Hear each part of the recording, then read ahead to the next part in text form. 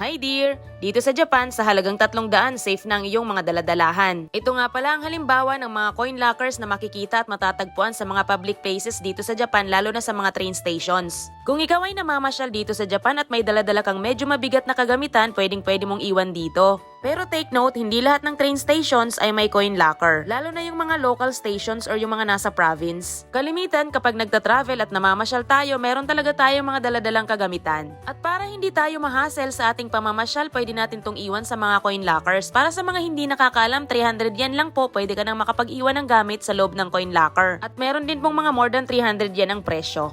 Ang mga coin lockers dito sa Japan ay talaga namang safe, proven and tested. Pagkapasok ng kagamitan sa loob ng locker ay ihuhulog mo na yung 300 yen. Ang mga ganitong locker dito ay maluwag ang space sa loob at marami kang kagamitan na pwedeng ilagay. Pagkahulog ng 300 yen, kukuhanin mo lang yung susi at syempre dapat mo yung ingatan. Dear, itong